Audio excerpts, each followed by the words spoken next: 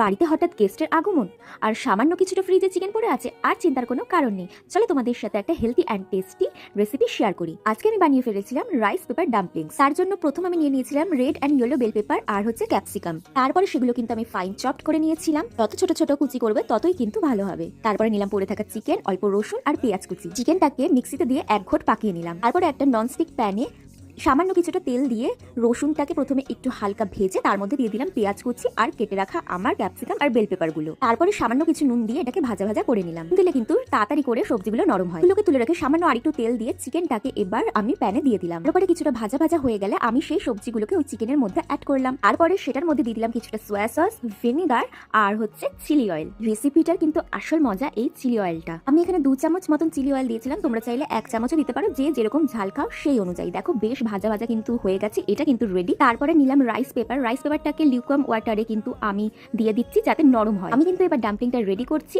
তোমরা কিন্তু অবশ্যই ভালো করে দেখো। রাইস পেপারটা ওয়াটারে দেওয়ার পর একটু নরম হয়ে গেলে ওর মধ্যে কিন্তু আমি ওই পুরটা দিয়ে দিচ্ছি। রাইস পেপার হ্যান্ডেল করা যতটা আমরা ভিডিওতে ইজি মনে করি, সেটা কিন্তু ততটাও ইজি না করার সময়। আমার কিন্তু একটা ডাম্পলিংস রেডি। এবার তোমাদের আলাদা আরেকটা টেকনিকে ডাম্পলিংস রেডি করা দেখাবো। রাইস পেপারটা আমি কিন্তু এরকম 4 কোনা করে কেটে নিলাম। ওরা আমি 3টে কোনা নেব, ওটা কিন্তু আমি লিউকওয়ার্ম ওয়াটারে ভিজিয়ে দিয়ে তার উপর এই চিকেনের পুরটা দিয়ে দিলাম। এরকম করে করলে কিন্তু ছিঁড়ে যাওয়ার ভয়টা থাকে না। কিন্তু প্রথম আমি যেই টেকনিকে করেছিলাম সেটা করলে কিন্তু অনেক সময় ছিঁড়ে যাওয়ার একটা ভয় থাকে। একটা মোমো মেকারের মধ্যে আমি এই ডাম্পলিংগুলোকে দিয়ে দেবো। আমি যেই ভুলটা করেছিলাম সেটা তোমরা করো না।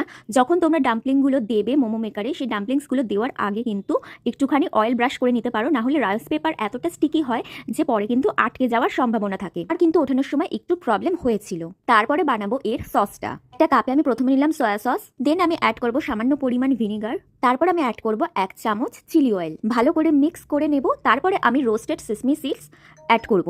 ভিডিওটা কেমন লাগছে আমাকে কিন্তু কমেন্ট সেকশনে জানাতে ভুলো না। ভিডিওটা ভালো লাগলে লাইক, শেয়ার আর চ্যানেলটাকে কিন্তু অবশ্যই সাবস্ক্রাইব করো। Dumplings ready. এবার আমরা সসটা ওর উপর দিয়ে ঢেলে নিলাম। তোমরা ডিপ হিসাবেও খেতে পারো। বিশ্বাস করো জাস্ট দুর্দান্ত খেতে হয়েছিল, আর সেই পরিমাণে কিন্তু হেলদি। তোমরা অবশ্যই বাড়িতে কিন্তু একবার হলেও ট্রাই করো। যারা ইনস্টা ফেসবুক থেকে ভিডিওটা দেখছো তারা কিন্তু অবশ্যই ফলো করে যেও। তো চলো টাটা, সবাই ভালো থেকো।